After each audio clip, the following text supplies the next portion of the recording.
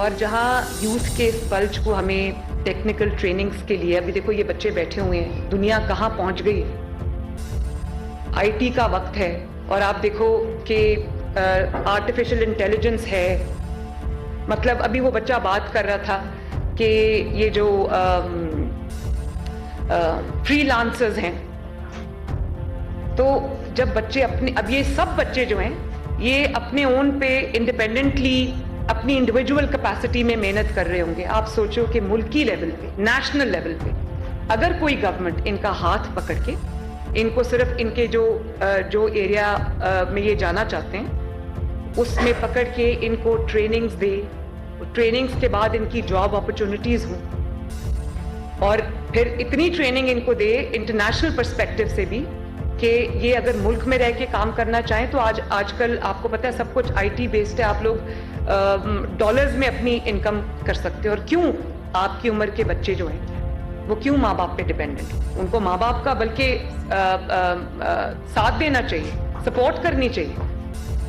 तो जब मैंने प्राइम मिनिस्टर्स यूथ प्रोग्राम, मुझे 2014 में नवाज शरीफ साहब ने ऑनररी कहा कि तुम प्राइम मिनिस्टर्स यूथ प्रोग्राम जो है वो उसके ऊपर काम करो, तो मैंने स्क्रैच से उसको शुरू किया।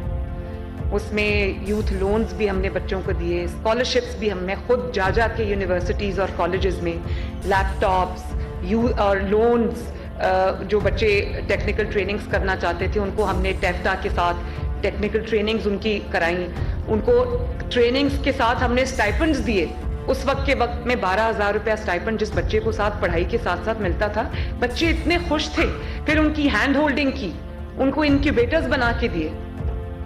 तो ये सब हैं काम करने वाले, बजाय इसके कि एक को दूसरे से लड़ा दो, उनको नेगेटिव एक्टिविटीज में लगा दो। ये आप सोचो कि अगर ये चीज जारी रही तो ये मुल्क किधर जाएगा। मुझे तो अपने मुल्क की फिक्र है और आपको भी होगी। क्या जो डायरेक्शन इस वक्त है मुल्क की, आप लोग उससे खुश हो?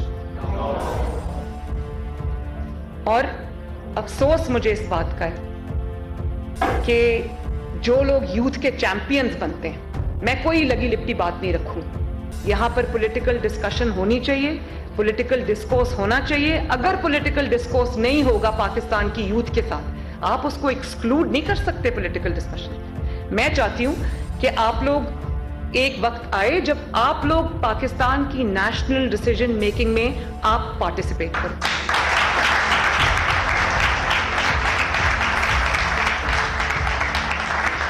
चाहे वो लड़कियां हों या वो लड़के हों, अगर स्टेक होल्डर्स सबसे बड़े आप हो, पाकिस्तान का फ्यूचर आप हो, तो प्रेजेंट में भी जो आपकी डिसीजन मेकिंग है उसमें आपका हाथ होना चाहिए।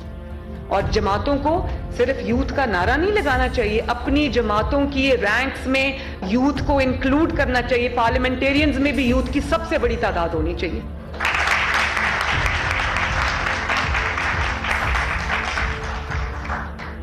बजाय इसके कि आप मुझे ऑनेस्टली, अब पॉलिटिकल बात मैं करूंगी, लेकिन क्योंकि ये हमारी जो इस वक्त मेंटालिटी है वो उसको सामने लाती है। आप ये देखो कि कहीं यूथ की बात नहीं हो रही कि यूथ की डेवलपमेंट के लिए क्या करना है, यूथ की तरक्की के लिए क्या करना है, उनकी हैंड होल्डिंग के लिए क्या करना है। जो इतना बड़ा यूथ बल्ज है, इसको पाकिस्तान के लिए कैसे इस्तेमाल करना है, ब्रेन ड्रेन को कैसे रोकना है, वो बात नहीं हो रही। इंडिया किधर चला गया, बांग्लादेश आईटी की फील्ड में कहां से कहां निकल गया और हम देखो कहां बैठे।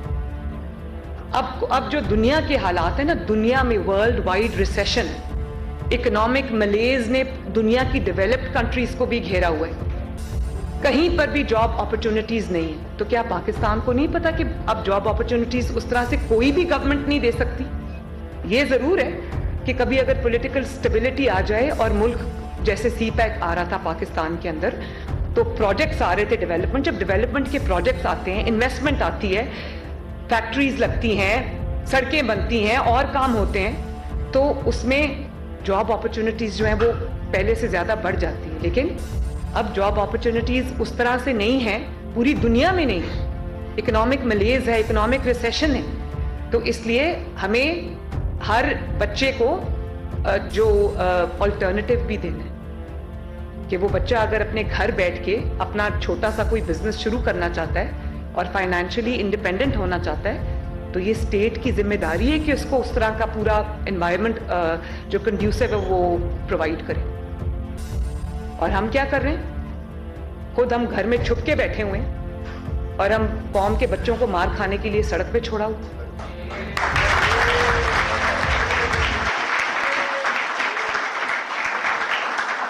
अब वो जो जिले शाह है ना, वो लड़का जो शहीद हुआ है, अब एक जिले शाह की तस्वीर देखो और उनके अपने बच्चों की तस्वीरें देखो जो लंदन में आराम से बैठे हुए। मैं कल इमरान खान को टीवी पे सुन रही थी, कह रहा था कि मरियम को कैंपेन करने की आजादी है, मुझे आजादी नहीं है कैंपेन करने की। तो मरियम ने ये आजादी, तुमने मरियम को प्लेट में रख के नहीं दी, मरियम ने छीन के ली थी।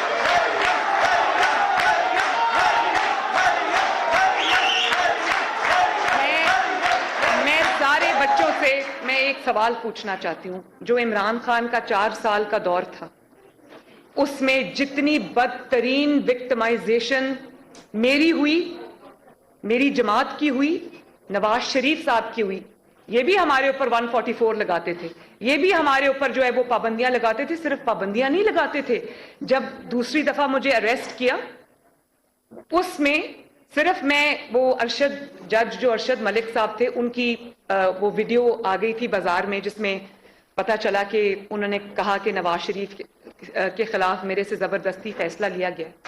तो जब वो सामने आ गई तो मैंने जगह जगह जाके नवाज शरीफ साहब के लिए, उनकी रिहाई के लिए कैंपेन चलानी। वो बहुत बड़े बड़े जलसे थे। इन्होंने मैं अपने वालिद से मिलने उन दिनों में जेल में गई।